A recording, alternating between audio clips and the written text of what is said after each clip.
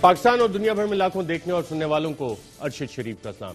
ناظرین، آج Lahore high court میں ایک انتہائی اہم سماعت ہوئی اور تیل کی قیمتوں کے حوالے سے حکومت اس بات پہ رضامند ہے کہ ایک عدالتی سے اگر کوئی کمیشن عدالت بناتی ہے تو حکومت کو وہ قابل قبول ہوگا۔ اس سے پہلے وزیر اعظم خود ایک کمیٹی بنا چکے ہیں، ایک اور کمیٹی ابھی اس کی تحقیقات کر رہی ہے۔ جو پیٹرول پمپس پہ جو صورتحال تھی اس حوالے سے بھی تحقیقات کی گئی تھی، اور یہ اگر کمیشن بنتا ہے، جو آبزرویشنز آئیں لاہور ہائی کورٹ کے آنریبل چیف جسٹس کی، وہ اس حوالے سے انتہائی اہم ہے۔ اس پہ بھی پروگرام میں آگے چل کے بات کریں گے۔ وفاقی وزارت بجلی کہتی ہے، واٹر اینڈ پاور سے جب بات ہوتی ہے تو ہمیں پتہ لگتا ہے کہ جی بجلی کی ملک میں کمی نہیں ہے، لیکن لوڈ شیڈنگ کی شکایت آ رہی ہے، خاص طور پہ کراچی کے حوالے سے۔ کراچی کی جو بجلی کے معاملات ہیں، ایک پرائیویٹ الیکٹریسٹی فرم کراچی الیکٹرک دیکھتی ہے۔ اس حوالے سے متحدہ قومی موومنٹ کا یہ مطالبہ بھی سامنے آیا ہے حکومتی اتحادی کا کہ جو حکومت کا معاہدہ ہے کہ الیکٹرک کے ساتھ اس کو منظر عام پہ لایا جائے، کہ الیکٹرک کو سبسڈی کتنی دی جاتی ہے۔ پچھلی ECC میٹنگ میں اس کا پر یونٹ ریٹ بھی بڑھا دیا گیا، اور یہ معاملات کدھر جا رہے ہیں۔ شنگھائی الیکٹرک نے دوبارہ سے اپنی انٹینشن کا اظہار کیا ہے پاکستان اسٹاک ایکسچینج میں کہ وہ کراچی الیکٹرک کو لینا چاہتے ہیں۔ اس کی آؤٹ اسٹینڈنگ لائبلٹیز کتنی ہیں؟ تو 142 ارب کی جو آؤٹ اسٹینڈنگ لائبلٹی ہیں، جو FIA کی رپورٹس اور آڈیٹر جنرل آف پاکستان کی رپورٹس میں مینشنڈ ہے، اس کا کیا ہوگا؟ اس حوالے سے بھی پروگرام میں بات کریں گے، اور کچھ حکومتی معاملات اور سیاست کس طرف جاری ہے، اس حوالے سے بات کرنے کے لیے پروگرام کے پہلے سیگمنٹ میں ہمارے ساتھ موجود وفاقی وزیر برائے مواصلات اور پوسٹل سروسز مراد سعید صاحب۔ بہت شکریہ مراد سعید صاحب پروگرام میں شرکت کا۔ دیکھیں، ایک تبدیلی نظر آئی جب وزیر اعظم صاحب بجٹ کے سیشن میں تقاریر کرنے کے لیے اٹھے تو اپوزیشن نے تقریر بڑے تحمل کے ساتھ سنی، لیکن آپ جو بھی آپ نے ایگریمنٹ کیے تھے وہ آپ کی تقریر کے حوالے سے نہیں ہے، کیونکہ آپ جب بھی کھڑے ہوتے ہیں تقریر کرنے، آج تو آپ کو مائک بھی مارنے کی کوشش کی گئی وہاں سے، میرا خیال اپوزیشن بینچ سے ہیڈ فون، اور اپوزیشن اٹھ کے چلی جاتی۔ کیا وجہ، آپ کی بات کیوں نہیں سن سکتے؟ بسم اللہ الرحمن الرحیم۔ دیکھیں ارشد بھائی، کہ ایک تو قوم کو پتہ ہونا چاہیے کہ انہوں نے اسی سیشن جب سے کرونا آیا ہوا ہے تو اس کے بعد اپوزیشن اور حکومت نے ایک ایگریمنٹ ہوا ہے دونوں کے بیچ، اور وہ ایگریمنٹ یہ ہے کہ کورم پوائنٹ آؤٹ کرنا، کیونکہ تعداد کم لوگوں کی آتی ہے، لسٹ جاری ہوتی ہے، تو لہٰذا کورم پوائنٹ آؤٹ کرنے والی بات نہیں ہوگی اس میں، اور کوئی واک آؤٹ نہیں ہوگا۔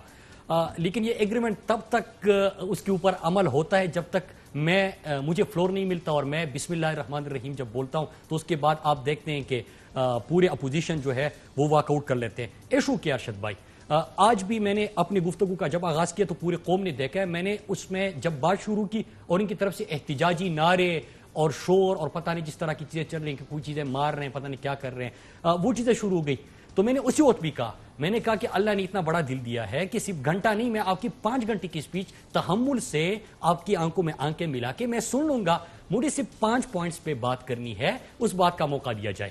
ابھی بھی نہیں دیا، لیکن اب یہ اپوزیشن کی ایک قسم کی چڑ میرے خیال سے بن چکا ہوں کہ جب بھی اپوزیشن کہتی ہے کہ جی آپ ذاتی حملے کرتے ہیں، اس پہ بات کرتے ہیں، آپ کی ذاتی حملے کرتے ہیں۔ ارشد بھائی، میں نے ایک دفعہ اسپیکر کو پچھلے سیشن میں نے دعوت دی، اور میں آپ کو بھی کہتا ہوں کیونکہ آپ سے زیادہ جتنا آپ ہر معاملے جس معاملے کے پیچھے پڑ جاتے ہیں، میں نے آپ کے ہمیشہ کرپشن کے حوالے سے، اکاؤنٹیبلٹی کے حوالے سے، ان چیزوں کے حوالے سے آپ کی انویسٹیگیٹو جرنلزم ہم دیکھتے آ رہے ہیں۔ آپ خود تمام تقریریں اٹھا لیں، اور آپ کا پروڈیوسر عادل راجہ بھی ماشاءاللہ سے اس میں بڑا اچھا ہے، تمام تقریریں اٹھا لے، ایک بھی لفظ آپ کو میرے پچھلے 7 سالوں کی تقریروں میں نہیں ملے گا جو ذاتی ہو۔ بات کیا ہوتی ہے کہ اگر ان کا چیئرمین اٹھتا ہے، میں نے پچھلے پارلیمنٹ میں بھی کہا کہ پہلے تو یہ میرے پاس لوگ بھیجتے ہیں اس بات کے لیے کہ ہمارا وہ فرزندی زرداری جو ہے وہ گفتگو کرے گا، تو آپ پہلے ان سے بات کر لیں، پھر وہ بات کر لیں گے، انتظار ہوتا ہے، لیکن میں نہیں مانتا۔ اب ہر پارٹی کی اپنی پالیسی ہوتی ہے، میری اپنی سوچ ہے، میں دلائل سے بات کرتا ہوں، اس دلیل کا جواب نہیں ہوتا۔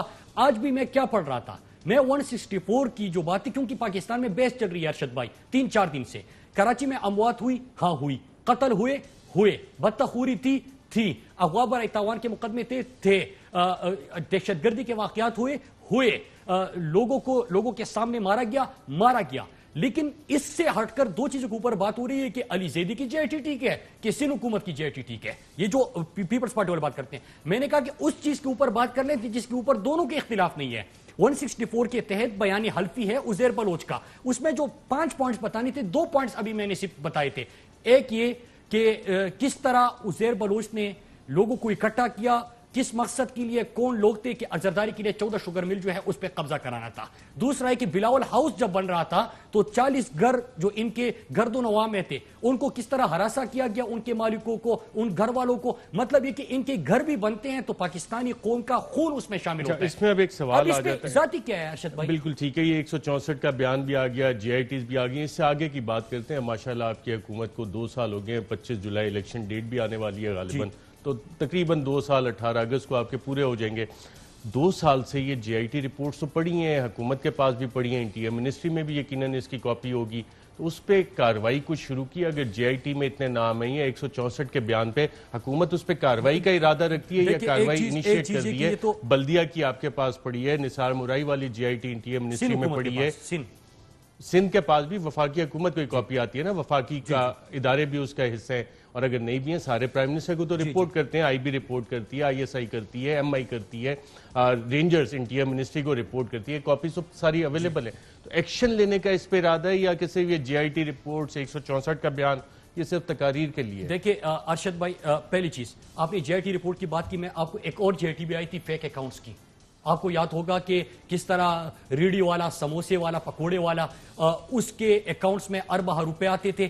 وہ جعلی اکاؤنٹس کس کے تھے؟ زرداری کے تھے. پوری تحقیقات ہوتی ہے, سندھ کے جو موجودہ وزیر اعلیٰ ہے اس کا بھی اس میں ذکر ہوتا ہے کہ فائنانس منسٹر تھا تو کس طرح ان کو فیسیلیٹیٹ کر رہا تھا, ان کی سہولت کاری کا کردار ادا کر رہا تھا.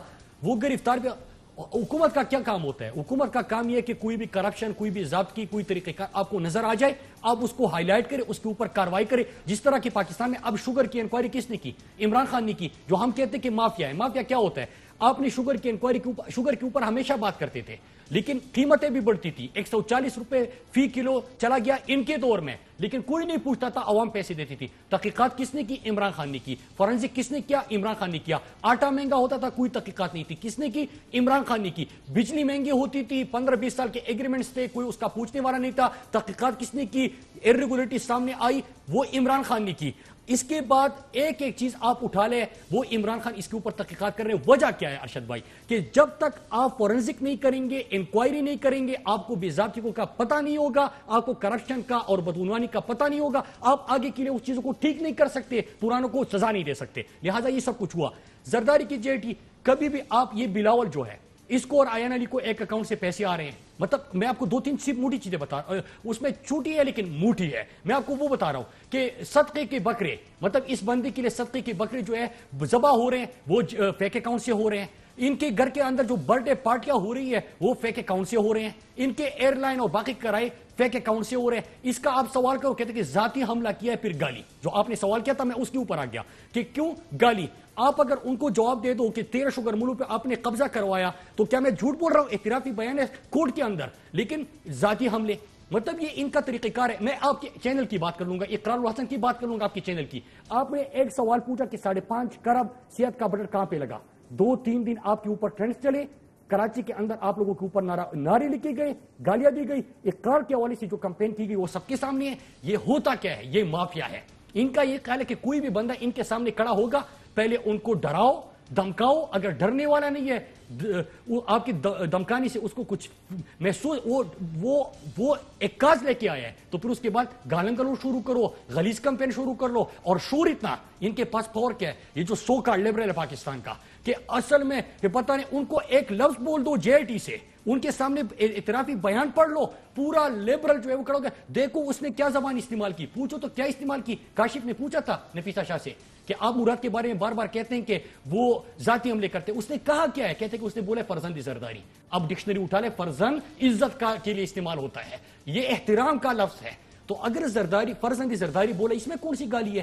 یہ ان کو 7 سالوں کی تقریروں میں یہ لفظ ملا ہے. تو آپ کا جو سوال ہے کہ حکومت کیا کرتی ہے, ابھی 4-5 تو میں نے آپ کو مثالیں دے دی. فیک اکاؤنٹس کی بھی جیٹی ہے. یہاں پہ آ کے یہ بجائے اس کے کہ تحریک انصاف کے سامنے یہ بات نہ کرتے, عمران خان کی جماعت کے سامنے بات نہ کرتے, ہمت دیکھی ہے کہ تحقیقات شوگر کی ہم کر لیتے ہیں, لیکن ان کا شور دیکھے, کیونکہ آرگنائز مافیا ہے نا نیچے تک, وہ کیا کرتے ہیں کہ دیکھیں عمران چینی چور, وہ بے شرمو, آپ کے اوپر انکوائری کیا ہے, آپ کا نام آیا ہے, آپ کی قیادت کا, عمران خان کہیں پہ نہیں ہے, وہ کرتا ہے. لیکن آرگنائز ایک مافیا ہے, وہ شروع کر دیتے. یہ جے ٹی ارشد بھائی سین حکومت کی ہے. جب بھی آپ بات کرتے ہیں کہتے کہ پولیٹیکل وکٹیمائزیشن, یہ لفظ آپ نے بار بار سنا ہوگا کہ کوئی بھی چیز آپ کریں پولیٹیکل وکٹمائزیشن. کام کیا ہے ارشد بھائی؟ یہ پارلیمنٹ، یہ آپ کے پروگرامات، یہ جو آزاد صحافت کا بڑا کردار ہوتا ہے، ان کا کیا کام ہے؟ ان کا کام ہے ہم ہائی لائٹ کریں، ہم ایشوز کو اٹھائیں، اس کے اوپر پھر ہم تحقیقات کروائیں. پھر اداروں کا کام ہے، اداروں نے ایکشن تو ادارے اپنا کام کریں، کیونکہ کل بھی آنریبل چیف جسٹس صاحب نے کہا کہ 120 عدالتیں بنائی گئی. اب نیب کے کیسز ہیں، کوئی 2000 سے چل رہے ہیں، 20 سال سے مقدمے چل رہے ہیں عدالتوں میں، اور خاص طور پہ احتساب کی عدالتوں میں جج صاحبان نہیں ہیں. تو جو مدت دی گئی ہے سپریم کورٹ آف پاکستان کی طرف سے، اس میں وفاقی حکومت اپوائنٹ کر سکے گی احتساب عدالتوں میں ججز؟ صوبائی حکومتیں اپوائنٹ کر سکیں گی؟ دیکھیں، ایک تو بالکل یہ بات صحیح ہے کہ جب احتساب کا عمل ہو وہ تیز ہونا چاہیے، ریکوریز ہونی چاہیے، سزائیں ہونی چاہیے.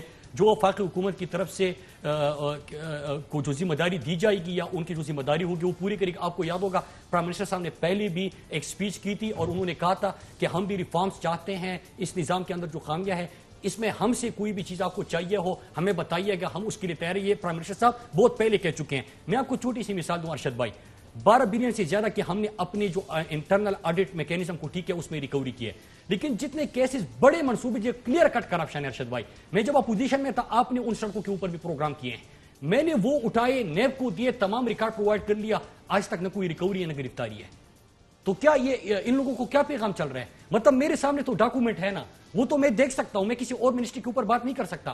اپنے منسٹری کی تو میں بات کر سکتا ہوں کہ یار یہ اتنا بڑا 242 کا پروجیکٹ 292 بلین باقی ایگزیمشن وغیرہ دے کے 318 بلین تک کیسے گیا؟ مطلب یہ کوئی دلیل تو ہونی چاہیے نا. جب دلیل نہ ہو، محکمہ بھی کہہ رہا ہے، ریکارڈ بھی پرووائڈ کیا جا رہا ہے، ریکوریز بھی نہیں ہو رہی، گرفتاریاں بھی نہیں ہو رہی، تو لوگوں کو اس طرح. پھر آپ دیکھیں کہ یہاں پہ ایک نیب زدہ جو ٹی ٹی سکینڈل میں ہے وہ گارنٹر بن جاتا ہے، جو کہ کنویکٹڈ ہے، اس کا گارنٹر بن جاتا ہے، وہ چلا جاتا ہے. پھر سوال تو ہوتے ہیں. گارنٹی تو وفاقی کابینہ نے ایکسپٹ کیا. آپ چند وزراء تھے جو اپوز کر رہے تھے. میں یہی اچھا، اب اگلی کارروائی. میں مافیا کا ایک اور سوال کرتا ہوں ارشد بھائی، آپ نے بڑی خوبصورت بات کی. صبح شام پلیٹلیٹس گر گئے، یہاں تک پہنچ گئے، 1 گھنٹے میں اگر حکومت نے نہیں کیا تو بندہ مر جائے گا، حکومت کے اوپر اس کے ہاتھوں پہ اس کا خون ہوگا، اور پتہ نہیں کس قسم کے، وہ ارناب گوسوامی نہیں ہوتا اس کی طرح قسم کے پروگرام شروع ہو گئے پاکستان میں. یہ ہوتا ہے مافیا. بہت پیاری بات کی آپ نے، لیکن یہ پلیٹلیٹس کے اپڈیٹ کون دیتا تھا؟ دیکھیے آپ کے پورے میں مافیا کی بات کر رہا ہوں ارشد بھائی. مافیا کی جب بات کر رہے ہیں پنجاب حکومت جو آپ نہیں ڈاکٹرز ہوتے ہیں، باقی کوئی پینل ہوتا ہے، لیکن میں آپ نہیں جو ماحول کس طرح تھا. اب ذرا وہ دن 1-2 ہفتے یاد کرائیں کہ اگر نہیں ہوا آپ نے گارنٹی دینی ہے، عمران خان اس کا ذمہ دار ہوگا. کیا ہوا ہے؟ ایک کنویکٹڈ مجرم کی بات ہو رہی ہے، گارنٹر بن رہا ہے ایک ٹی ٹی سکینڈل میں، جو کہ کہہ رہا ہے کہ میں بینسوں کا دودھ بیچ کے اپنا گزارا کرتا ہوں، اور بینسوں کے دودھ کے بعد اب آ گیا مرغی اور انڈوں پہ. اس کے پاس اپنا بھی جواب نہیں ہے. بیگمات کو پیسے آ رہے ہیں، سرکاری گاڑیاں آپ نہیں دکھائی تھی ارشد بھائی، آپ مجھ سے سوال کر رہے ہیں، آپ نے خود گاڑیاں دکھائی، میں نے تو آپ کے پروگرام میں دیکھی ہے. سوال یہ کہ پلیٹلیٹس پہ اب حکومت نے کوئی فالو اپ کیا؟ کیونکہ جو گارنٹی دی گئی تھی وہ شہباز شریف صاحب نے اور پنجاب حکومت نے فالو اپ کرنا تھا. وہ فالو اپ آپ کو نظر آ رہے ہیں؟ جب ان سے ہم سوال کرنے لگے تو پہلے وہ آئے تھے، وہ کمانڈر سیف گارڈ بن کے کہ کرونا کا مقابلہ کرنا ہے. جیسے ہی ہم نے سوال کیا پارلیمنٹ میں، میں نے بات کی، میں نے کہا کہ وہ ہمارے ایک اپوزیشن لیڈر بھی ہوا کرتے ہیں، وہ کہاں پہ خبر چلی کہ ان کو کرونا ہو گیا ہے. تو اب ان کو کرونا ہے تو اب جب بندہ بیمار ہوتا ہے تو آپ سوال نہیں کر سکتے، ورنہ پھر آپ کے خلاف ایک کمپین شروع ہو جاتی ہے کہ بیمار کے بارے میں یہ کہا. تو ہم بھی بڑی ایشو یہ کہ جو آپ کا سوال تھا اس کے ہم نے بالکل سوال پوچھا ہے، ہم اس کے اوپر بات کر رہے ہیں. مقصد کیا ہے ارشد بھائی ان باتوں کا کہ آپ نے زرداری یہ جو عزیر بلوچ کی JIT کی بات کی، سندھ حکومت ہے یہ سامنے آئی، شوگر کی انکوائری سامنے آئی، یہی لوگ سامنے آئے، ٹی ٹی اسکینڈل سامنے آیا، فیک اکاؤنٹس کی JIT بنی، لیکن باہر آ کے تقریریں جاڑتے ہیں. اب ہمارا کام کیا ہے کہ ہم نے پاکستانی قوم کے سامنے تمام چیزیں رکھی، ہم نے احتساب عمل جو ہمارا نعرہ تھا، دعویٰ تھا، اس کے اوپر صحیح معنوں میں ہم نے وہ کام کیا جو پاکستان کی 70 سال تاریخوں میں کسی بھی حکومت نے، سٹنگ گورنمنٹ نے اپنی حکومت کے اندر یہ نہیں کیا تھا. جو پرانی چیزیں احتساب کا عمل چلتا رہے گا اسی طرح؟ بالکل چلتا رہے گا، لیکن کوئی ڈیل تو نہیں ہے اس میں؟ سوال ہی پیدا نہیں ہوتا. یہ ہمارا آبجیکٹو ہے ارشد بھائی. ڈیل کوئی اس طرح کی چیز دونوں نہیں ہے، ڈیل بھی نہیں ہے، ڈھیل بھی نہیں ہے. لیکن جو آپ نے اداروں کی اور سپریم کورٹ کی بات کی کہ 3 مہینے کا عرصہ دیا گیا، ہم بھی یہ سمجھتے ہیں کہ جو کیسز ہوتے ہیں اس کو پھر اداروں کی اپنی اپنی ذمہ داریاں ہوتی ہیں. نیب کی اپنی ہے، حکومت کی اپنی ہے، باقی اداروں کی اپنی ہے. تو انشاءاللہ مل کر جس طرح کے ادارے ریفارمز ہو رہے ہیں باقی چیزوں میں بھی اس کو آگے لے کے جائیں گے، اور صحیح معنوں میں انشاءاللہ جو پاکستان کے قوم کرپشن کا خاتمہ چاہتی تھی لیکن اس کے ساتھ ساتھ مجرموں کو سزا اور ریکوریز چاہتی تھی، وہ بھی ہمارے سامنے آئے گا. اچھا، گورننس کے حوالے سے آپ جب حکومت کی پرفارمنس دیکھتے ہیں تو بہت سے لوگ کہتے ہیں کہ جی نا تجربہ کاری کی وجہ سے جتنی ایکسپیکٹیشنز تھیں پاکستان تحریک انصاف سے اس پہ پاکستان تحریک انصاف پوری نہیں آ سکی اور گورننس کے ایشوز ہیں اس میں. کیا واقعی ایسا ہی ہے؟ حکومت میں کابینہ میں بیٹھ کے آپ لوگ اس بات پہ بات کرتے ہیں؟ دیکھیں ایک چیز میں آپ کے سامنے رکھوں ارشد بھائی، پہلے جو یہ نیریٹو بنایا جا رہا ہے اس کا میں جواب دے دوں، باقی آپ جس حوالے سے بھی سوال ہوگا میں ایک ایک کر کے آپ کو جواب دے دوں گا. پہلی چیز یہ ہے کہ ہمارا سب سے بڑا جو فارن پالیسی کا تھا، میں اپوزیشن میں تھا ارشد بھائی بحیثیت پاکستانی، اور آپ اوورسیز پاکستانی سے پوچھے کہ جب آپ کا حکمران اس وقت کے باہر جاتے تھے اور پرچی میں بڑی بڑی گاڑیوں اور بڑے خرچے تو کرتے تھے، بڑے بڑے مہنگے مہنگے ہوٹلوں میں قیام بھی ہوتا تھا، لیکن وہاں پہ جا کے یا ان کو کہتے تھے کہ آپ ڈرون حملے کرتے جائے اور یا ڈو مور کے پرچی تھامے پاکستان آتے تھے. شرمندگی ہوتی تھی کہ نہیں ہوتی تھی؟ بحیثیت پاکستانی جو باہر بیٹھا ہوا ہے آج عمران خان کی وجہ سے کیا ہو رہا ہے کہ مجھے تو خوشی ہوتی ہے ارشد بھائی، پاکستانیوں سے پوچھے وہ آپ کو بتا دیں گے. اقوام متحدہ کے ایوان میں وہاں پہ جہاں پہ اسلام اور پاکستان کے خلاف دہشت گردی کا پورا ایک کمپین چلایا گیا، پاکستان اور اسلام کو دہشت گردی سے جوڑنے کی کوشش کی گئی، اس سرزمین پہ کھڑے ہو کہ عمران خان جس انداز سے پاکستان کے جو وزیرستان کے لوگ ہیں، جو پختون ہیں، جو سیکیورٹی ایجنسیز ہیں، ان کا جس انداز سے مقدمہ لڑا، ہم ٹیررزم سے ٹورزم پہ جانیں گے. یو این سیکرٹری جنرل بھی کہتا ہے، میں نہیں کہہ رہا. ختم نبوت کا معاملہ تھا، مسلمانوں کی دلازاری ہوتی تھی، ہیڈ سپیچ کے لفظ ہمارے لیے استعمال کرتے تھے، مسلمانوں کے اوپر اس کا کرتے تھے.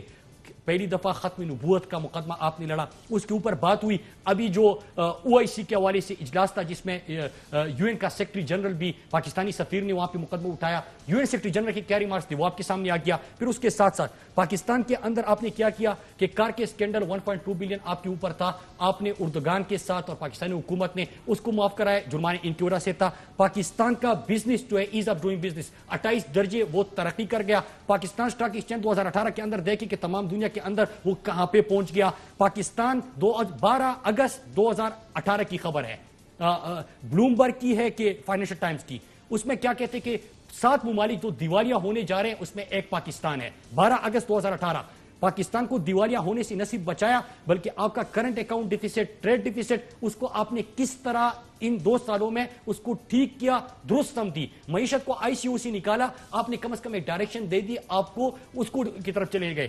آپ نے کیا کیا پھر اس کے علاوہ احساس پروگرام. پاکستان کے اندر غربت کی بات ہوتی ہے ارشد بھائی، غربت کے خاتمے کا اتنا بڑا پروگرام نہیں ہے. اس سال 208 ارب روپے لکھے گئے. فاٹا جو زم شدہ اضلاع ہے بلوچستان، اس وقت پی ایس ڈی پہ آپ اٹھا کے دیکھ لیجئے سب سے زیادہ جو ڈیولپمنٹ کے کام ہو رہے ہیں وہ وہاں پہ ہو رہے ہیں، لوگوں کے اوپر انویسٹمنٹ ہو رہی ہے. اس کے ساتھ ساتھ بزنس کا آپ نے ایز آف ڈوئنگ بزنس کا کر دیا، سٹاک ایکسچینج کا میں نے بتا دیا، ٹورزم کا بتا دیا، فارن پالیسی آپ کو بتا دی. کشمیر 54 سال بعد 1 سال کے اندر 2 دفعہ یو این سیکیورٹی کونسل کے ایجنڈے پہ آپ کا کشمیر آ جاتا ہے. عمران خان کشمیر کا سفیر بنا بلکہ عالم اسلام کا ترجمان بنا، اس کے اوپر کوئی بات نہیں کرتا. پھر جو آتے ہیں اب یہ باقی ڈپارٹمنٹل ریفارمز اور ایشوز اور ایک محکمے کے اوپر جس میں مہنگائی، عام آدمی کہہ رہے ہیں کہ بے روزگاری بڑھ رہی ہے. دیکھیں ابھی پی آئی اے والا ایشو ہے ارشد بھائی، آپ دیکھیے کہ جتنی بھی پی آئی اے خسارے میں کب چلا گیا تھا؟ زرداری کے دور میں. پی آئی اے کا خسارہ مزید کب بڑھا؟ نواز شریف کے دور میں. سٹیل مل 2007-8 میں 9.2 بلین کا منافع دیتی ہے، زرداری آ جاتا ہے خسارے میں چلا جاتا ہے، نواز شریف آ جاتا ہے اس کو بند کر دیا جاتا ہے. اداروں کی حالت کیا دی کہ ان کا مفتاح اسماعیل کہتا ہے کہ جو پی آئی اے خریدے گا سٹیل مل ان کو مفت میں دیا جائے گا. یہ ان کے وزیر کا بیان ہے. دوسرا ان کا جو اکانومی کو سمجھنے والا ان کا منی لانڈرر ایپیڈیوٹ جو گواہ تھا وہ اسحاق ڈار، وہ بائی مفرور ہے. یہ معیشت کے اوپر بات کرتے ہیں ادارے. پی آئی اے کے اوپر ریفارم کا عمل شروع ہو گیا. کس طرح آپ ایک انکوائری کرتے ہیں، مجرمین کا تعین کرتے ہیں، غلطیوں کا نشاندہی کرتے ہیں، پھر ریفارم کا عمل شروع ہو جاتا ہے. ہو گیا سٹیل مل انہوں نے تباہ کر دیا، دوسرے نے بند کر دیا. ہم سے پوچھ رہے ہیں کہ آپ ریفارم کیوں کر رہے ہیں؟ آپ نے تباہ کر دیا تب پاکستان کا نام جس ادارے کے ساتھ لگا تھا انہوں نے تباہ کر دیا تھا. ہم کیا کر رہے ہیں؟ اس کو ریفارم کر رہے ہیں. پھر اس کے ساتھ ساتھ آپ یہ شوگر مافیا پاکستان میں پہلی دفعہ ہے. ایوب خان کے دور سے شروع ہوا تھا، جنرل ضیاء کے دور میں بھی کہا گیا تھا ان کو نہ چھیڑے، مشرف کے دور میں کہا گیا تھا کہ یہ بڑا طاقتور مافیا ہے، کسی نے ہاتھ نہیں لگایا. ہاں پاکستانی قوم کیا کرتی تھی؟ 140 تک چینی پہنچ گئی، خاموش رہو. پاکستانی قوم نے پیسہ دینا ہے، ان کو مزید سبسڈی بھی دو اور ان کا خون بھی نہ چھوڑو. کسی نے بات کی؟ عمران خان نے اس کی تحقیقات کی. لوگ کہتے ہیں کہ چینی تو سستی نہیں ہوئی، یہ جو ان کا نیریٹو ہے چینی تو سستی نہیں ہوئی تو انکوائری کا کیا فائدہ؟ انہوں نے پہلے کیا کہا تھا ارشد بھائی کہ انکوائری نہیں ہوگی، ہو گئی. پھر کہا کہ رپورٹ نہیں آئے گی، رپورٹ نہیں آئے گی، آ گئی. پھر کہا کہ اب سزائیں نہیں ہوگی, سزاؤں کا عمل بھی شروع ہو گیا. پھر کہتے کہ مہنگائی کم نہیں ہوگی, وہ بھی مستقل کم ہو جائے گی, کیونکہ ابھی تک تو پاکستان میں یہ میکینزم نہیں تھا ارشد بھائی کہ قیمتوں کا تعین کس نے کرنا ہے, سٹاک کتنا ہے اس کا تعین کس نے کرنا ہے. گورننس پہ کوئی کنسرنز ہیں اور کوئی کیبنٹ ری شفل آئندہ آنے والے دنوں میں چند ہفتوں میں ہم دیکھیں گے؟ دیکھیں, ایک تو کپتان جو ہے پرائم منسٹر عمران خان, ان کو پتا ہے کہ کس کو اوپننگ کرانی ہے, کون میڈل آرڈر پہ کھیلے گا, کون اٹیکنگ بالر ہے, تو ان کو زیادہ سمجھ ہے. ری شفل ہوتی رہتی ہے, آگے بھی ہو سکتی ہے, یہ پرائم منسٹر صاحب کو بہتر پتا ہوتا ہے. لیکن ایک چیز ہے کہ پرفارمنس کے اوپر, قوم کے پیسے کے حفاظت کے اوپر اور احتساب کے اوپر, اس کے اوپر زیرو ٹالرنس ہے, بالکل کمپرومائز نہیں ہے. عمران خان ہمیشہ ہمیں کیبنٹ میں کہتے ہیں, ارشد بھائی آپ جب بھی کیبنٹ میں دیکھیں جتنی انکوائریز ہو رہی ہے, لوگ کہتے ہیں اگر حکومت چلانا ہے نا آسان کام ہے جی, مکاتا خاموشی سے بیٹھے رہو, ان کو نوازتے رہو, کیسز مت کھولو, آپ کو نہ کوئی دمکائے گا, نہ آپ کی جو میجورٹی ہے اس کے اوپر بات ہوگی, نہ کوئی ڈسکشن ہوگی, ہنسی خوشی 5 سال گزارو اور اگلے کے لیے پھر الیکشن میں آ جاؤ. یہ نہیں کرنا, ہمیں کاز لے کے آئے ہیں, کاز کے اوپر کوئی کمپرومائز نہیں ہوتا. ایسے پی ایمز ایڈوائزرز ہیں, 21 مئی کو وزیر اعظم نے حکم دیا تھا اپنے اثاثے ڈکلیئر کرنے کا, وہ پبلک ہونے کا کوئی چانس ہے؟ بالکل ارشد بھائی, یہ کیبنٹ سیکرٹری نے پچھلی کیبنٹ میں کہا تھا کہ اثاثوں کا ذکر کرتے ہوئے کہ انہوں نے کہا کہ 2-3 جو ہے وہ رہتے ہیں جنہوں نے ابھی تک جمع نہیں کیا. یہ میں پچھلی کیبنٹ کی بات کر رہا ہوں. اور پھر اس کے بعد پرائم منسٹر نے کہا کہ جنہوں نے جمع نہیں کی وہ جمع کر دیں. یہاں پہ یہ بات بتانا بھی واضح ہے, ضروری ہے کہ پاکستان کے اندر ایس اے پی ایمز وغیرہ کا کوئی اس طرح ان کے اوپر لازم نہیں تھا کہ انہوں جمع کرنا ہے. لیکن 2011 میں خان صاحب نے پی ٹی آئی کے کیے تھے. میں اس پہ آ رہا ہوں. لیکن یہ پی ٹی آئی کا جس طرح ہم احتساب کا نعرہ لگاتے ہیں, 2011 میں ہم حکومت میں بھی نہیں تھے. عمران خان نے اپنی سی سی ممبران کو کہا, اپنے تمام عہدیداران کو کہا کہ آپ اثاثے ڈکلیئر کر دیں. اسی نظریے کے اوپر قائم رہتے ہوئے عمران خان یہ کر رہے ہیں, اور یہ پہلے نہیں ہوا, تو ابھی ہو رہا ہے. اور اگلے کیبنٹ میں ان سے پھر پوچھا جائے گا جنہوں نے جمع نہیں کی ہوگی, جو جمع ہو چکے ہیں وہ پبلک ہونے چاہیے. اس سے آپ کو ایک اندازہ نہیں ہو رہا کہ باقی تو ہم کہتے ہیں کہ چلے مافیاز ہیں, بیوروکریسی بات نہیں سن رہی ہے, وزیر اعظم کے اپنے S A P M adviser 21 مئی کو وزیر اعظم حکم دیتے ہیں اور پچھلی کابینہ پر 2-3 دیکھیں انہوں نے جمع کر دیے ہیں, لیکن 2-3 لوگ جنہوں نے جمع نہیں کیا, they are defying the prime minister. Prime minister صاحب کے ڈائریکشن چلے گئے, اور آپ کو پتا ہوگا کہ ہر سال جب ہم اثاثے جمع کرتے ہیں تو ہمیں مہینے کا پتا ہوتا ہے کہ جولائی میں پھر اس کے بعد جو اس کی پروسیس شروع ہو جاتا ہے. لیکن یہ ہے, اور انہوں نے جمع کرنے, حالانکہ یہ قانون نہیں, لیکن ہمارا جو کور آبجیکٹو ہے اس کے مطابق ہم یہ کرنے جا رہے ہیں. ارشد بھائی, پرائم منسٹر صاحب ایک چیز کے اوپر جو ہے, یہ غربت کے خاتمے کے پروگرام دے کے, اداروں کی ریفارمز کے دے کے, فارن پالیسی دے کے, اکانومی کو آئی سی یو سے اٹھانے والا دے کے, کس طرح تباہ شدہ اداروں کو اپنے پاؤں پہ کھڑے ہونے کا ویژن دے کے, ان تمام چیزوں کے اوپر ہم کام کر رہے ہیں. جو لیکن شور اتنا ہے کہ جنہوں نے تباہ کیے, میں آپ کے پروگرام میں آج قوم سے یہ بات کرنا چاہتا ہوں کہ ان کی اکانومی اتنی ٹھیک تھی کہ وزیر خزانہ ان کا مفرور ہے. ان کا دوسری دفعہ جو مشیر خزانہ ہے وہ اتنا مضبوط کہ کہہ رہے ہیں کہ ایک ادارہ جو خریدے گا دوسرا مفت میں لے لے. آج یہ ہمارے سامنے بات کرتے ہیں, ان اداروں کو عمران خان ٹھیک کر رہا ہے, انکوائریز کر رہا ہے, رپورٹس آ رہے ہیں اس کے, اور اس کا آپ کو رزلٹ بھی آ رہے ہیں. یہ جو بلوچستان کی ترقی کا سفر شروع ہو گیا, زمشدہ اضلاع کا ہو گیا, آپ دیکھیں پاکستان میں ڈیم بننے جا رہے ہیں, اس کے اوپر ہائیڈل جو انرجی ہے, ہائیڈرو پاور پروجیکٹس, وہ آپ نے پچھلے سال کے دیکھیں کتنے میگا واٹ. اس پہ تفصیل سے آپ کے ساتھ بات کریں گے. وفاقی وزیر برائے اطلاعات اور پوسٹل سروسز مراد سعید صاحب, بہت شکریہ پروگرام کے سیگمنٹ میں شرکت کرنے کا. ناظرین, یہاں پہ ایک وقفہ لیں گے, اور وقفے کے بعد جو پیٹرول کی قیمتیں بڑھی تھی اس حوالے سے کمیشن کیا بننے جا رہا ہے اور معاملہ کیا ہوا تھا, اس پہ بات کریں گے ایک وقفے. ویلکم بیک ناظرین. آج پیٹرول کرائسس کے حوالے سے لاہور ہائی کورٹ میں ایک انتہائی اہم سماعت ہوئی. وزیر اعظم کے پرنسپل سیکرٹری بھی وہاں پہ موجود تھے, اوگرا تھی, وزارت کی ریپرزنٹیشن تھی, ایڈوکیٹ اٹارنی جنرل, انہوں نے بھی حکومتی موقع وہاں پہ پیش کیا, اور بات ایک کمیشن بنانے کی ہوئی کہ سارا معاملہ ہوا کیسے. اس حوالے سے جو اہم آبزرویشنز تھیں آج لاہور ہائی کورٹ کے چیف جسٹس کی, وہ آپ کے ساتھ شیئر کرتے ہیں. اس حوالے سے لاہور ہائی کورٹ کے چیف جسٹس محمد قاسم خان نے کہا کہ پیٹرولیم بحران کے معاملے پر محسوس ہوتا ہے کہ کچھ بڑے اس معاملے میں شامل ہیں. اٹارنی جنرل صاحب روسٹرم پر آ جائیں اور بتائیں بحران پیدا کرنے والوں کے خلاف کیا کارروائی ہوئی. پرنسپل سیکریٹری یہ بھی بتائیں کہ بحران کا معاملہ وزیر اعظم کے علم میں کب لایا گیا. Chief justice Lahore high court Muhammad Qasim نے یہ بھی کہا کہ پرنسپل سیکریٹری کے تحریری جواب میں الفاظ کا گورکھ دھندا نظر آتا ہے. بظاہر لگتا ہے کہ آئل مافیا نے فائدہ اٹھانے کے لیے پیٹرول کو شارٹ کیا. حکومت پہلے یکم کو پیٹرول کی قیمتیں بڑھاتی ہے, गुज़िश्ता माह 26 जून को पेट्रोलियम मसनूआत की कीमतें बढ़ाकर माफिया को अरबों रुपए का फायदा पहुंचाया गया। आपको कहा गया था कि स्पीकर से पूछ के बताएं कि वो कमेटी बना रहे हैं या नहीं। इतना बड़ा क्राइसिस आया, क्या किसी की जिम्मेदारी थी या नहीं? वजारत पेट्रोलियम ने कीमतों की तयन के लिए समरी भिजवाई। पेट्रोलियम बहरान पर इंक्वायरी कमीशन होना चाहिए जो प्रिंसिपल सेक्रेटरी से भी पूछे। प्रिंसिपल सेक्रेटरी गवर्नमेंट चलाता है, सब इख्तियारात उसके पास होते हैं। अगर हमें मुतमईन ना किया गया तो लिख देंगे कि इस हुकूमत में बैड गवर्नेंस की इंतहा रही। ये chief justice Lahore high court Mohammad Qasim साहब की ऑब्जर्वेशन थी। साथ उन्होंने ये भी कहा कि अगर हुकूमती सतह पर बैड गवर्नेंस हो तो अवाम को बर्दाश्त करना पड़ता है। आप कमीशन के लिए नाम और TORs लेकर आए। चीफ जस्टिस ने यह अटॉर्नी जनरल साहब को हुक्म दिया। साथ ही उन्होंने कहा अटॉर्नी जनरल और सेक्रेटरी पेट्रोलियम की तरफ से कोशिश थी कि सारा मुद्दा जो है वो ओगरा पे डाल दिया जाए, जिस पर ओगरा के वकील ने कहा कि ओगरा को पॉइंट आउट किया जो कि बिल्कुल दुरुस्त नहीं है। मोहम्मद कासिम खान ने कहा कि आप खुलकर बात करें, साहब छुपते भी नहीं, सामने आते भी नहीं। तो ये अहम समात थी नाज़रीन, और इस क्राइसिस पे बात करने के लिए हमारे पास इंडस्ट्री के एक्सपर्ट, साबिक वजीर पेट्रोलियम और साबिक चेयरमैन PSO सुहेल वजाद सिद्दीकी साहब मौजूद हैं। सुहेल वजाद साहब, बहुत शुक्रिया प्रोग्राम में शिरकत करने का। एक तो आपसे जानना चाहूंगा कि ये सारा क्राइसिस क्रिएट कैसे हुआ जब दुनिया में कम तरीन तेल की कीमतें थी? हमने क्या कोई ऑर्डर्स बुक किए या कि हम इससे फायदा ही नहीं उठा सके? सर देखें, दो तरह के क्राइसिस होते हैं, एक अल्लाह ताला करता है, एक इंसान करता है, लेकिन हमारे यहाँ एक तीसरे तरीके का भी क्राइसिस होता है जिसे माफिया करती है।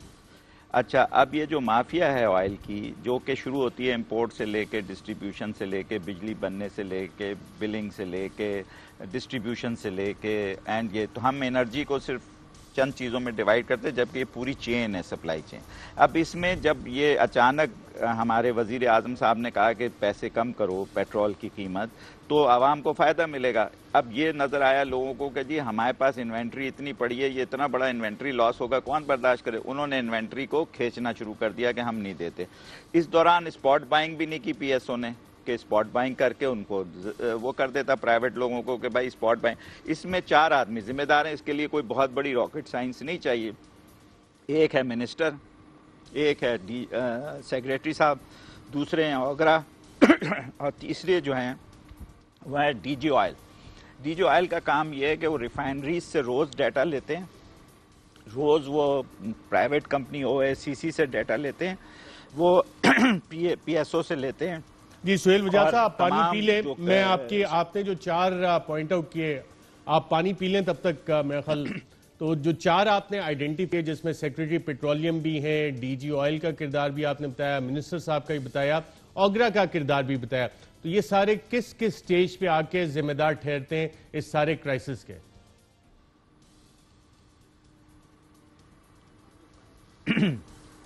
देखिए, सबसे इम्पॉर्टेंट बात यह है कि आपने स्टोरेज को मेंटेन करना होता है स्ट्रेटेजिक के अलावा, वो तो फिक्स्ड है। अच्छा, अब स्टोरेज में था या नहीं था ये किसी को नहीं पता।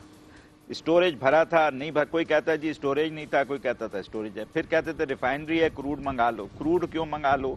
आपने बैन क्यों लगाया? फिर बैन खोला क्यों 15 दिन 3 हफ्ते के बाद?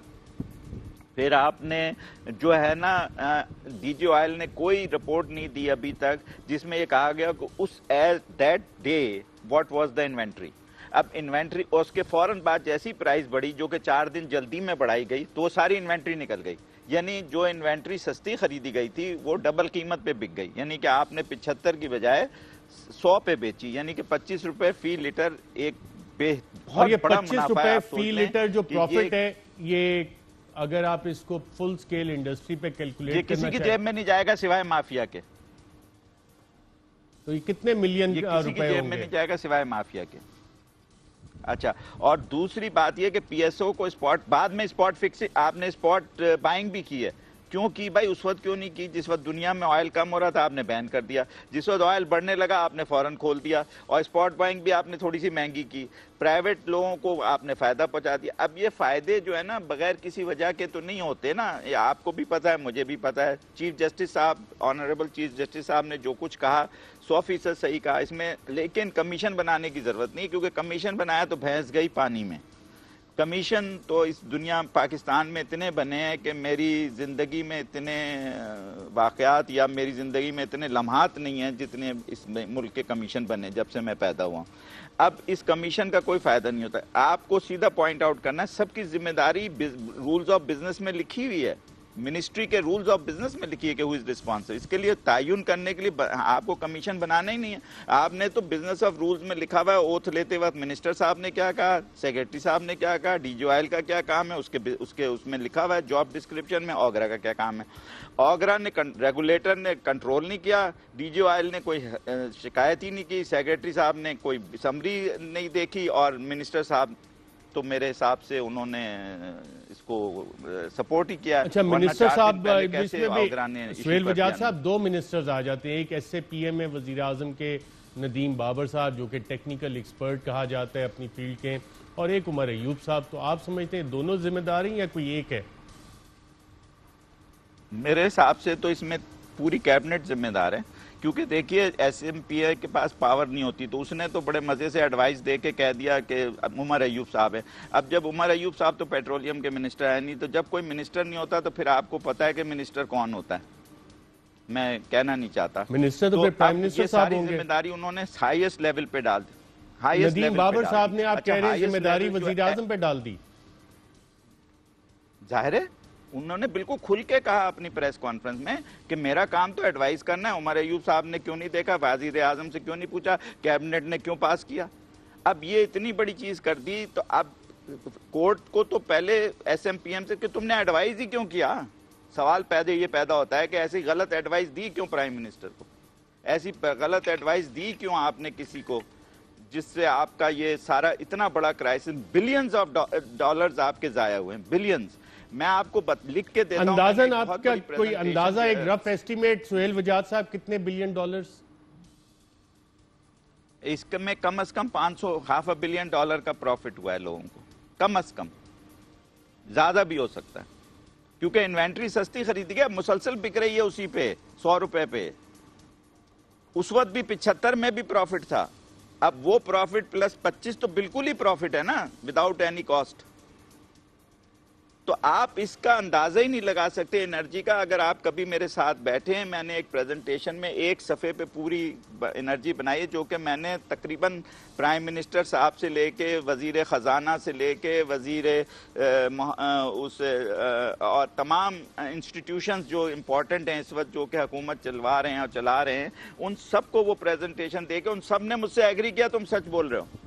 اور میں نے انہیں دکھایا کہ اس میں $10 بلین ہر سال ہمارے ضائع ہوتے ہیں, ثابت کیا ہر سال 10 بلین. اور کسی نے آج تک مجھے دو چیزیں نہیں بتائیں کہ سرکولر ڈیٹ بجٹ میں کیوں نہیں آتا, سرکولر ڈیٹ آپ اتاریں گے کیسے, اور جو آپ کا پورے پاکستان کا ڈیٹ ہے وہ کم کیسے کر کے زیرو کریں گے. کبھی آپ نے کسی بجٹ کی تقریر میں یہ سنا ہے کہ ہم سرکولر ڈیٹ ایسے زیرو کر دیں گے؟ نہیں. کبھی آپ نے یہ سوال پوچھا کسی سے کہ آپ کے اوپر جو ڈیٹ ہے, آپ ڈیٹ لے کے ڈیٹ ادا کر رہے ہیں, ڈیٹ زیرو کیسے ہوگا؟ بھئی 20 سال میں 30 سال میں کوئی ویژن تو ہوتا ہے نا. چائنا نے ویژن بنایا کہ جی ہم 2050 میں سے 2025 سے پہلے کسی چیز میں داخل نہیں ہوں گے, صرف اکنامی دیکھیں گے. ٹھیک ہے, انہوں نے 70 میں یہ ویژن بنایا تھا. ہم بھی تو آج ایک ویژن بنائے کہ ہمارے اوپر جتنے $1000 بلین کا قرضہ ہے وہ ہم 2030 میں اتاریں گے, کیونکہ ساری زندگی ہم ڈیٹ لے کے دیتے رہیں گے, وہ تو بڑھتا رہے گا, وہ تو خود سرکولر ڈیٹ ہو گیا اس کا مطلب ہے. اور جو ہمارے اوپر بجلی کا سرکولر ڈیٹ ہے, اب آئی ایم ایف نے کہہ دیا آپ بجلی اور بڑھا دیں. یہ تو صرف ہم اس لیے کر رہے ہیں, یہ مافیا چاہ رہی ہے کہ جس کے جو کیسز ہیں وہ ختم اس طرح ہوں کہ ملک میں ایک فساد پیدا ہو جائے. اب فساد جیسے ہی پیدا ہوگا تو سب بھول جائیں گے, سب فساد کے پیچھے لگ جائیں گے. کیونکہ دیکھیے میڈیا کا بھی جو ٹینشن ہوتا ہے پیریڈ آف یا وہ دیکھنے کا, وہ 2-4 دن ہوتا ہے. اس ایشو کو بات کرتے اتنی دیر میں اتنا بڑا ایک اور ایشو کریٹ ہو جاتا ہے کہ سب کا دھیان ادھر چلا جاتا ہے. ابھی کل کو انڈیا آپ کے اوپر کچھ فائرنگ کر دے, کوئی بھی نہیں پوچھے گا آئل کیا ہوا, کوئی نہیں پوچھے گا کون کدھر گیا. دیکھیں یہ ساری چیزیں بڑی, لوگ اتنے ماہر ہو گئے ہیں, اور جو ہماری اس وقت موجودہ حکومت ہے وہ بیچارے انوسینٹ ہیں. میں وزیر اعظم صاحب کو سمجھتا ہوں کہ ان کی نیت بہت اچھی ہے, لیکن سب کچھ اچھا ہے, لیکن نیت کا مسئلہ یہ ہوتا ہے کہ نیت کے ساتھ آپ کو ڈیلیوری بھی دینی پڑتی ہے. اور آپ کے جو ارد گرد لوگ ہیں جو آپ کے مشیر ہوتے ہیں, دیکھیں مشیروں کی وجہ سے ہی حضرت علی کا بڑا قول ہے کہ انہوں نے کہا جی سارے خلفائے راشدین نے بڑے آرام سے کر لیا, آپ کے دور میں کافی ہنگامہ رہا, تو انہوں نے کہا جی ان کا مشیر میں تھا, میرے مشیر تم جیسے لوگ ہو. جو مجھے ہر دفعہ پھنسا دیتے ہو. تو مسئلہ سارا یہ ہے کہ آپ جتنے مرضی پڑھے لکھے ہوں، جتنے مرضی عقل مند ہوں، خلفائے راشدین میں بھی یہ باتیں ہوئیں، لیکن مشیر ہمیشہ غلط مشورہ دیتے ہیں، ہمیشہ. اور ابھی بھی آپ کے خیال میں وزیر اعظم کو غلط مشورے دیے جا رہے ہیں؟ وزیر اعظم ایسے ویسے مشورے نہیں ہے سر. اگر آپ پوری انرجی سیکٹر کو ٹارگٹ کریں تو میں آپ کو ثابت کر سکتا ہوں آپ کے پروگرام میں کہ آپ ہر سال $10 بلین بچا سکتے ہیں. یعنی بڑھا نہیں سکتے، پروفٹ نہیں، 10 بلین بچا سکتے ہیں. چلیں اس پہ آپ سے انشاءاللہ کبھی تفصیلی بات کریں گے. سجاد صدیقی صاحب، بہت شکریہ پروگرام کے سیگمنٹ میں شرکت کرنے کا. یہاں ناظرین ایک وقفہ لیتے ہیں. وقفے کے بعد کراچی میں لوڈ شیڈنگ کے جو حالات ہیں اس کی وجہ کیا ہے. متحدہ قومی موومنٹ کہہ رہی ہے کراچی میں لوڈ شیڈنگ کے خلاف احتجاج کریں گے. کراچی الیکٹرک کا معاملہ آج پارلیمنٹ میں بھی اٹھتا رہا. کیا معاملات ہیں، ایک وقفے کے بعد. ویلکم بیک ناظرین. کراچی میں لوڈ شیڈنگ کا معاملہ اور اس کی آواز جو ہے پارلیمان کے فلور پہ بھی سنائی دی، اور اس حوالے سے متحدہ قومی موومنٹ جو کہ حکومت کی اتحادی ہے، انہوں نے کہا کہ جی اس لوڈ شیڈنگ کے معاملے پہ، کے الیکٹرک کے معاملات پہ وہ بھی حکومت کے خلاف اسلام آباد میں دھرنا دیں گے. پاکستان تحریک انصاف جو سندھ کا چیپٹر خاص طور پہ کراچی، وہ کراچی میں پروٹیسٹ کر رہے ہیں. تو اس معاملے بات کرنے کے لیے ہمارے ساتھ موجود ہیں سید امین الحق صاحب، وفاقی وزیر انفارمیشن ٹیکنالوجی. بہت شکریہ پروگرام میں شرکت کرنے کا. منسٹر صاحب، پروٹیسٹ کس چیز کے خلاف کرنے جا رہے ہیں اور مسئلہ کیا ہے یہاں پہ؟ کیونکہ وفاقی حکومت تو کے الیکٹرک کو سبسڈی بھی دے رہی ہے، ریٹ بھی ان کا انکریز کر دیا، گیس بھی ان کو ایکسٹرا مہیا کر رہی ہے، اور یہ تمام فیصلے آپ کے سامنے یقیناً کابینہ میں ہوئے ہوں گے. تو اب پروٹیسٹ کس لیے کر رہے ہیں آپ لوگ؟ دیکھیں، آپ کے سوال کا دو حصہ ہے. میں پہلے حصے پہ جواب دے دیتا ہوں کہ یس، ایم کیو ایم پاکستان چونکہ ایک حکومت کا حصہ ہے، بالکل ٹھیک ہے، لیکن ساتھ ساتھ ایک الگ سیاسی پارٹی ہے جس کے الگ منشور ہے، الگ نظریہ، الگ سوچ ہے. اور اس سوچ میں سب سے امپورٹنٹ کیا ہے کہ اپنے ووٹر، سپورٹر اور اپنے شہر کے لوگوں کے ساتھ کھڑا ہونا. اسی چیز کو مد نظر رکھتے ہوئے ایم کیو ایم پاکستان نے فیصلہ کیا ہے کہ پارلیمنٹ کے باہر، اب پارلیمنٹ کے باہر کیوں؟ اس لیے کہ اس سے پہلے آپ نے دیکھا ہوگا کہ آج سے غالباً ایک ہفتہ پہلے ایم کیو ایم پاکستان کی ٹاپ لیڈرشپ آل ایم پی ایز نے سندھ اسمبلی کے باہر بھی دھرنا دیا تھا. اور اب ہم نے اسی چیز کو ایکسٹینڈ کیا، اور اب سینیٹر، ایم این اے اور میئر کراچی، میئر حیدرآباد اور ایم پی ایز بھی موجود ہوں گے. ہم دھرنا وفاقی حکومت کے خلاف نہیں دے رہے، ہم دھرنا دے رہے کے الیکٹرک کے خلاف. کے الیکٹرک ارشد ایک مافیا کا طرز اختیار کرتا چلا جا رہا ہے. اس نے ایک ریاست کے اندر ریاست بنا رکھا ہے. ہو کیا رہا ہے کہ نہ نیپرا سے کنٹرول کر پا رہی ہے، اور معذرت کے ساتھ کہ نہ منسٹری آف پاور سے کنٹرول کر پا رہی ہے. اب میں آپ کے دوسرے سوال کے جواب کی طرف آتا ہوں. یس، یو آر رائٹ کہ 650 میگا واٹ کے بجائے این ٹی ڈی سی اسے 800 میگا واٹ بجلی دے رہا ہے. اسی طریقے سے جو ہماری اور کے الیکٹرک کے ساتھ معاملہ تھا سوئی گیس کے حوالے سے، وہ 140 MMCDF کا روزانہ کی بنیاد پہ دینا تھا. وفاقی حکومت سے ہم نے اپیل کی، اسد عمر سے ملاقات کی، پرائم منسٹر سے ملاقات کی، تو اس کو ڈبل کرا دیا گیا، یعنی 280 MMCDF روزانہ کی بنیاد پہ دیا جا رہا ہے. اب مسئلہ کیا اٹھا، آپ کے الیکٹرک نے کیا اٹھا دیا کہ جی ہمارے پاس فرنس آئل کی شارٹیج ہے، وفاقی حکومت ہے وہ فرنس آئل نہیں دے رہی. ہم نے اس کو انویسٹیگیٹ کیا تو پی ایس او نے ایک اسٹیٹمنٹ جاری کیا کہ بھائی آپ کے الیکٹرک کا فرض بنتا ہے کہ 30 دن کا میں نوٹس دے اور فرنس آئل ہم سے لے لے، لیکن یہ 10 دن پہلے نوٹس دے رہے ہیں. اس کا مطلب کیا ہے؟ اور سمپل بات ارشد، مطلب یہ تو ایک عام میٹرک کا بچہ بتا سکتا ہے کہ اگر 2019 میں جون میں جو آپ کی ریکوائرمنٹ ہے اس کی ریکوائرمنٹ 2020 میں بڑھ جائے گی، تو ہونا کیا چاہیے تھا کہ انہیں اپنی ریکوائرمنٹ پوری رکھنی چاہیے تھی، اپنی چیزوں کو، انفراسٹرکچر کو بہتر کرنا چاہیے تھا. لیکن کے الیکٹرک کی نااہلی نظر آتی ہے کہ ایک طرف 150 میگا واٹ بجلی زیادہ لی جا رہی ہے، 140 MGD ان کو ایکسٹرا دیا جا رہا ہے. اب وہ فرنس آئل کا رونا رو رہے ہیں. اب فرنس آئل والا معاملہ بھی حل کیا جا رہا ہے. اب انہوں نے ایک نئی چیز نکال لی کہ یہ ہمارا بین قاسم گیٹ اسٹیشن جو اس میں فنی خرابی پیدا ہو رہی ہے. تو سوال یہ پیدا ہوتا ہے کہ یہ سال آپ نے یہ بہانہ کر لیا، پچھلے سال آپ نے کیا بہانہ کیا؟ پچھلے سال آپ نے سوئی گیس کو الزام میں ٹھہرایا. اس سے پہلے پچھلے سال آپ کو یاد ہوگا کہ کراچی میں ہیٹ ویو جو غالباً مجھے یاد ہے کہ رمضان کا پہلا دن تھا، پہلا روزہ تھا، لگ بھگ 40 افراد ایک دن میں مر گئے. کیوں؟ کیونکہ تمام جگہوں پر بجلی فیل تھی، ٹوٹلی شہر میں بلیک آؤٹ تھا. تو یہ تمام چیزیں کے الیکٹرک کی اپنی ذمہ داری بنتی ہے کہ بالکل ٹھیک ہے. منسٹر صاحب، اس پہ چیزوں کو بہتر کرے. اس پہ سوال بھی آتا ہے کہ پرائیویٹائزیشن جو یہ حکومت بھی کر رہی ہے, پچھلی چند حکومتیں بھی اس کی حامی تھی. کے الیکٹرک تو کہا جاتا ہے کہ ایک پرائیویٹ کمپنی ہے اور وہ بجلی فراہم کر رہی ہے کراچی کے لوگوں کو. ایک پرائیویٹ کمپنی جو ہے اس کو گورنمنٹ کی اتنی جو نوازشات ہو رہی ہیں اس کی کوئی وجہ ہے, یا باقی پرائیویٹ کمپنیز جو ہیں ان کے ساتھ بھی اسی طرح کے رحم و کرم ان پہ کیا جاتا ہے کہ بجلی بھی دے دیں, گیس بھی معاہدے کے بغیر دے دیں, آؤٹ اسٹینڈنگ لائبلٹیز ہوں, پھر سبسڈی ابھی آپ نے غالباً ای سی سی نے پچھلے ہفتے اپروو کی ہے 26 بلین کی, اور ریٹ بھی آپ نے پر یونٹ بڑھا دیا ہے. تو اتنی نوازشات اور کسی پرائیویٹ کمپنی پہ ہوتی ہیں پاکستان میں؟ یس, ویری ویری امپورٹنٹ کوشچن. دیکھیں ہم جیسے میں نے شروع میں کہا کہ کراچی کے عوام کے ساتھ کھڑے, تو ہمیں کے الیکٹرک سے محبت میں نہیں, ہمیں پتہ ہے کہ اگر ہم اسے سوئی گیس کم دیں گے یا انہیں 650 میگا واٹ سے کم بجلی کی جائے گی تو یہ اس کا رونا روکا کراچی کے عوام کا جینا ہجران کر دیں گے. اسی وجہ کر وفاقی حکومت کی طرف سے سوئی گیس کی طرف سے بھی اور این ٹی ڈی سی کی طرف سے بھی انہیں الحمدللہ 150 میگا واٹ ایکسٹرا بجلی دی جا رہی ہے. لیکن آپ نے جو بات کی کہ کابینہ نے اس کی منظوری دی, میں آپ کو تھوڑی سی تصحیح کر دوں کہ یس ₹2.79 بڑھانے کی بات کی گئی ہے, سی سی نے اس کی اپروول دے دی, لیکن ابھی کابینہ میں نہیں آئی ہے. اور میں آپ کو بالکل یقین دلاتا ہوں کہ میں کراچی کے عوام کی سوچ کے ساتھ کھڑا رہوں گا اور انشاءاللہ تعالی وہی بات کروں گا جو کراچی کے عوام, حیدرآباد کے عوام بات کر رہی ہے. تو وقت آنے پہ آپ اسے دیکھیں گے. اور لیکن ساتھ ساتھ یہ ہے کہ ہم وفاقی حکومت کے شکر گزار بھی ہیں کہ گیس کے معاملات میں, اور اسی طریقے سے نہ صرف یہ کہ 150 میگا واٹ ایکسٹرا دیا جا رہا, بلکہ اب تو وفاقی حکومت نے آفر کیا ہے کہ الیکٹرک کو کہ آپ ہم سے 500 میگا واٹ بجلی اور لے لیں. لیکن انہوں نے سسٹم اپ گریڈ نہیں کیا ہے جس کے بنا پر یہ بجلی ان تک منتقل ہی نہیں ہو پائے گی. تو اس کا مطلب کیا ہے کہ جب آپ اوور بلنگ کے نام پر کراچی کے عوام سے اربوں خربوں روپے کما رہے ہیں, تو سوال یہ پیدا ہوتا ہے ارشد شریف وہ پیسے لگ کہاں رہے ہیں؟ اس کا مطلب پیسے باہر جا رہے ہیں. آپ اسے ری انویسٹمنٹ نہیں کر رہے, آپ اپنی جنریشن کو بہتر نہیں کر رہے, آپ اپنی ڈسٹریبیوشن سسٹم کو بہتر نہیں کر رہے. آپ کا یہ فرض بنتا تھا. اور ہم کیا چاہ رہے ہیں, ہم نے کیا مطالبہ کیا؟ آپ نے معاہدہ کس لیے مانگا ہے؟ آپ نے ایک بات کی کہ پیسے شاید کہیں اور جا رہے ہیں, تو معاہدہ آپ نے کس وجہ سے مانگا ہے؟ کہ معاہدہ کیا ہے؟ معاہدے میں تو بڑا واضح کے ای ایس ہولڈنگ جو ہے 60 سے 64% اس کی شیئر ہولڈنگ ہے, 24% گورنمنٹ کی ہے, اور باقی عوام کی شیئر ہولڈنگ ہے. اس میں معاہدہ آپ کس وجہ سے مانگ رہے ہیں؟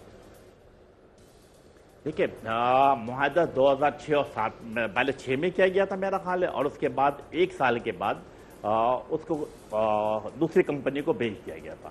تو عوام کے منتخب نمائندے ہونے کی حیثیت پہ, پارلیمنٹیرین ہونے کے ناطے میرا خیال ہے پی ٹی آئی کی اراکین اسمبلی بھی, ایم کیو ایم کی بھی اراکین اسمبلی, وہ چاہتے ہیں کہ ان کے سامنے وہ تمام معاہدہ آئے, وہ اسے اسٹڈی کرے, دیکھیں کہ اگر کہیں پہ خامیاں ہیں تو اس کی نشاندہی کی جائے, اس میں بہتری لائی جائے. اور میں سمجھتا ہوں کہ دوسری 2 اور امپورٹنٹ بات, ایم کیو ایم کیا مطالبہ کر رہی ہے؟ ایم کیو ایم مطالبہ کر رہی ہے کہ ایک پارلیمانی کمیٹی بنائی جائے کراچی کے نمائندوں کے ساتھ, جو ان تمام چیزوں کو انویسٹیگیٹ کرے, پروب کرے کہ الیکٹرک کی نااہلی کہاں کہاں نظر آ رہی ہے, جنریشن نہ بڑھانے کی ذمہ داری کس پہ عائد ہوتی ہے, ڈسٹریبیوشن نظام کو بہتر نہ کرنے کی کس کی ذمہ داری عائد ہوتی ہے.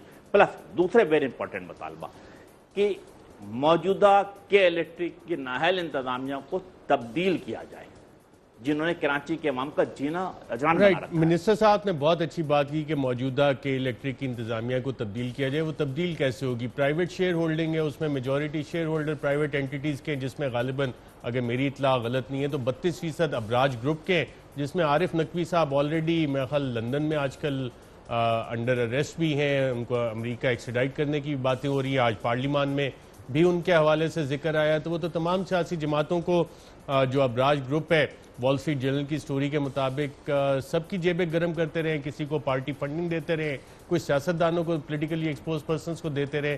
تو آپ جو چیزیں ڈیمانڈ کر رہے ہیں, آپ سمجھتے ہیں کہ واقعی یہ چیزیں سامنے آئیں گی؟ اور پھر آپ کہہ رہے ہیں کہ جی پیسہ باہر جا رہا ہے, وہ پیسہ باہر کیسے جا رہا ہے؟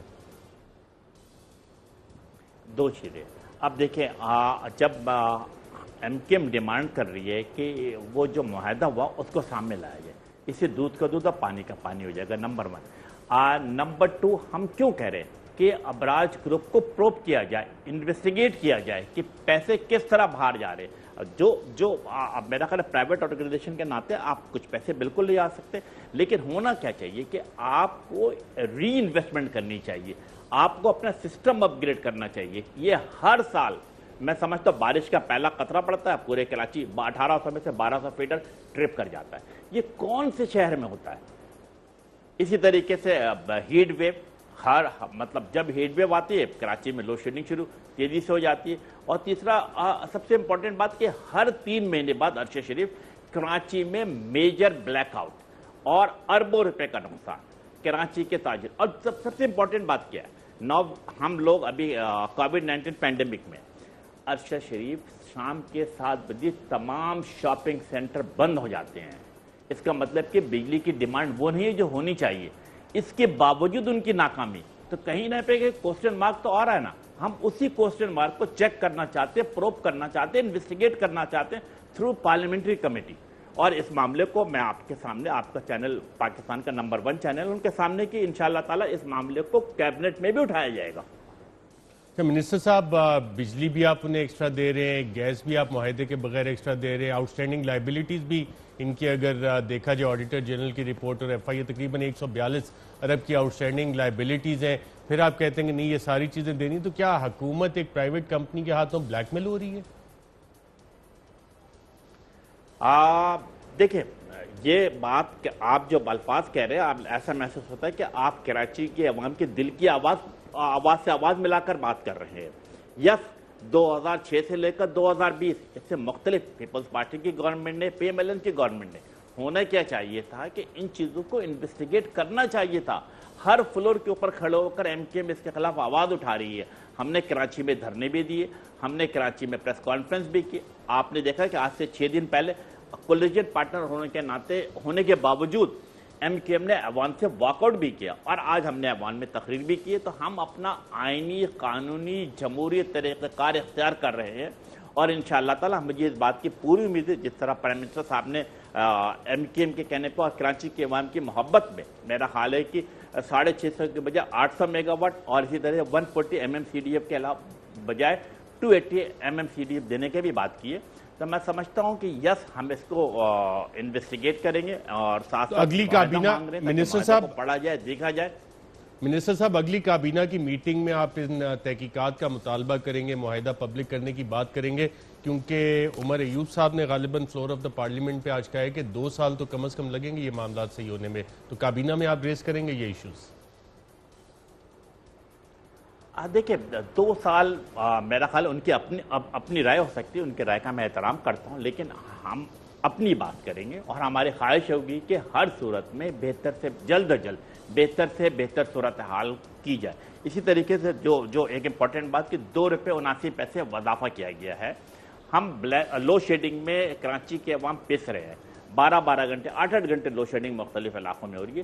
تو it is not the right time کہ قیمت بڑھائی جائے. اس بارے میں بھی یقیناً ہم وزیر اعظم کے سامنے اپنا مدعا بیان کریں گے، کیبنٹ میں اپنا مدعا بیان کریں گے. رائٹ. سید امین الحق صاحب، وفاقی وزیر، شکریہ پروگرام میں شرکت کرنے کا. ناظرین، آج کے پروگرام میں اتنا ہی، اجازت دیجیے گا. اللہ